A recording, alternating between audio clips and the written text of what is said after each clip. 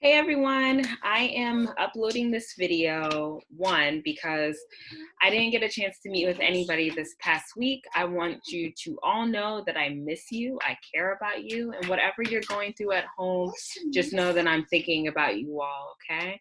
I also have some things happening here and some people who are sick in my family, and I want you to know that during these times, we need to be working together and trying our best to live each moment more positive and happier if we can, okay? Because they need us to, especially if you're somebody who's feeling healthy and good.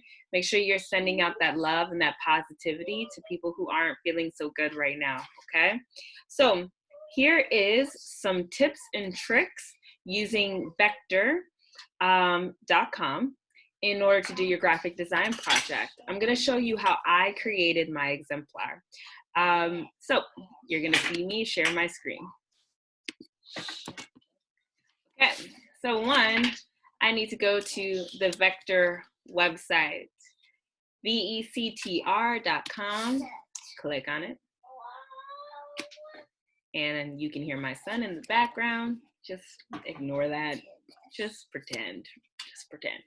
Click Use Online. And then you should be able to go right in. Now for this project, I made this really cool exemplar where, Aiden, I made this really cool exemplar where showcases, me answering the prompt. And the prompt for this week was, who are you really? And I will, of course, write my own artist statement of how this work represents that me answering that question. But I want to walk you through the process right now. First, as an artist, you think about how you want to display that, how you want to answer that. And for me, I think about past, present, and future often, maybe a lot more these days than normal. And so you'll see that I'm going to use Superimpose a lot here in order to create this example. So now we're on the Vector website. And what I did was I actually started off with a square. I wanted to create a background that was completely one color. So I have my square. I click on linear gradient. And then I choose my colors. When you click on this box right here, it gives you an opportunity to click other colors. And then I have to move the circle. You see the circle was over here at the white. I have to move the circle over to the color of choice. You can click and drag, or you can just click wherever you love the color. Now, the funny trick here is how to get this color down at the bottom to look different. I can't click on the button because this little sign up login thing is here, but I noticed that when I adjust my screen a little, it shifts down, and so then I'm able to click down here. So I'm going to click back to color, and now I can click at the bottom at this circle. When I click the bottom circle, it helps me to pick another color down there. So that's how you can do a linear gradient going from one color to the next, all right? And then you click out of it. I know that my entire background is covered because you can see another square box inside. That is actually the picture frame, okay? So think about it like a camera. This whole white space right here is like your phone where you get to type. And then this box right here is actually the screen. So Superimpose. I go to Google and I click on I don't type in Superimpose, but you should know what Superimpose is, and I do challenge you to learn what Superimpose is. And how you learn what Superimpose is literally, if you type it into Google, it'll give you the definition right there, okay? Any word you don't know, type it in. So I'm thinking about past, present, and future. When I think about the past, I think about ghosts. So shout out to Lauren in 7th grade. Shout out. I didn't say shut up, I said shout out. Thank you, Lauren, for the ghost idea because because the ghost idea helps me to think about past and helps to give me some sort of symbol for the past. So I type in ghost and then I type in .png. Make sure you include the dot. This will give you even more images. And then you can see my image is actually right here. Look what I did. I know, baby. Great artwork. I'm showing my students online how to do artwork too. Okay? I want to show my kids. Go ahead. Show the kids your artwork. A ghost. He's been practicing writing his name. All right. Now you got to go. I'm on the phone. I need a ghost. Yes. Pretend like I'm on the phone. So then here's my image, and I know it's a PNG because it has this checkerboard in the background, and it also says here .png images. I press Control and click down, or if you have a different type of computer, you can click right, and you should get a drop down, and you just save that image. When you save that image, save it to your wherever you can find it best. I've been saving everything to curriculum, coronavirus. I know that's really sad and terrible. But that's where I keep all my stuff. I type it as ghost.png, maybe project number 5, I think we're on. And then I click save. So then I save it to my computer. And then when I go back on the vector program, I'm gonna upload my image.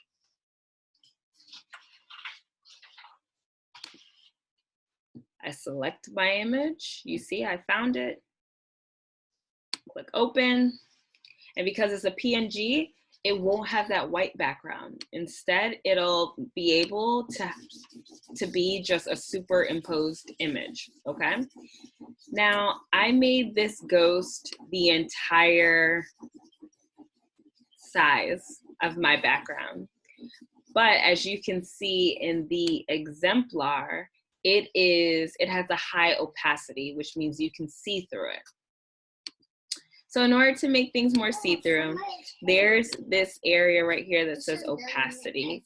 You go ahead and you click and you drag that, don't drag that, not the whole thing. You wanna click on the image, then click on opacity and drag it down. When you drag it down, that means it has a lower opacity and you should be able to see through it, but it's not working. That is so interesting.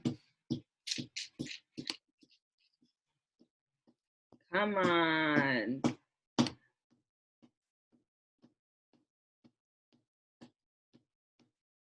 Aiden, if you mess up those markers, you get no more markers.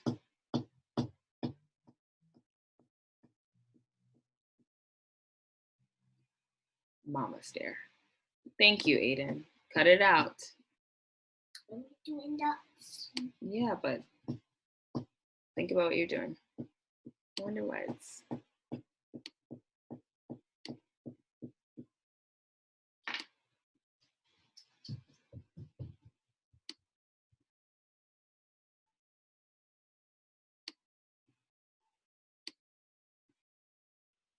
Right now I'm practicing putting the layers in different places and trying to figure out why the opacity part of it is not working. Oh, because it wasn't clicked. Ah, okay. See, learn something new every day. So there you can see it it's disappearing when I do that.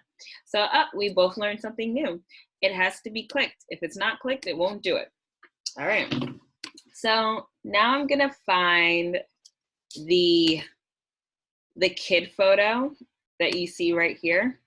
I did the exact same process. I went to Google and I think I typed in children playing .png. And I'm pretty sure I did like silhouette of children playing, because when I think of my future, I think of kids. I know that I'm going to be a teacher for a very, very long time. I love what I do. I can't imagine doing anything different. And so I know that that's my future. Plus, I also have my own children. So, yeah, here we go. Oh, here it is.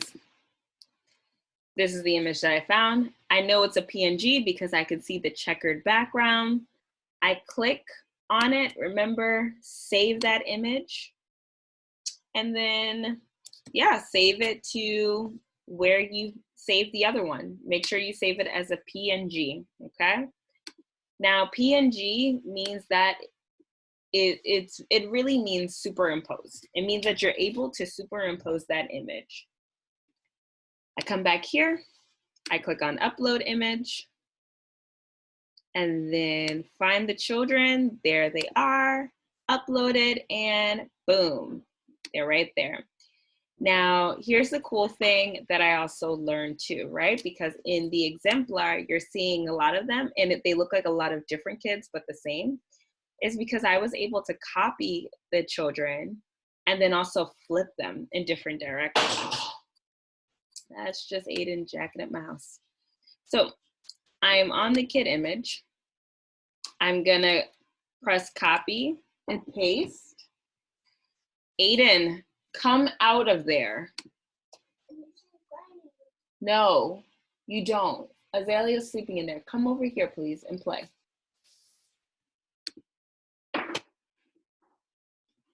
All right. Thank you, Aiden. So I'm gonna copy this and see if I can make multiple copies. Look, and I can. So here's the thing. You don't copy the actual image, you copy the layer. Or you can just upload it again, that's fine.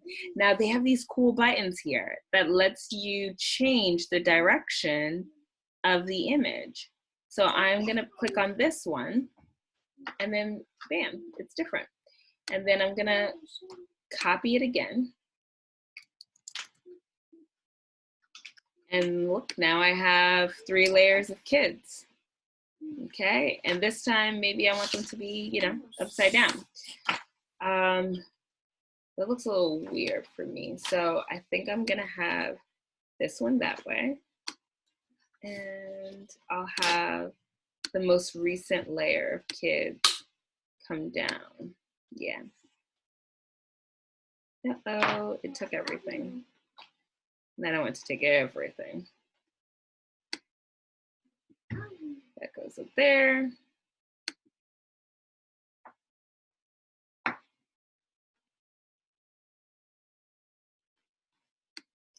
That goes up there a little. Wonderful. This goes up here. Now I just start placing things around. And because they're superimposed, you can see all of my layers, okay? I feel like I'm done right now. I did exactly what I need to do. I answered the prompt. I used the program. I used the technique, which is to superimpose. And the 4th thing is to write my artist statement. How does this artwork then represent, or how does this artwork answer the prompt? And so the prompt is, who are you really? I'm gonna upload this to Google Classroom, and then you'll see how I answer. So I take it, remember, save it here as a PNG. All right, or you can save it as a JPEG. Just don't save it as an SVG, please. Either a PNG or a JPEG. Click download.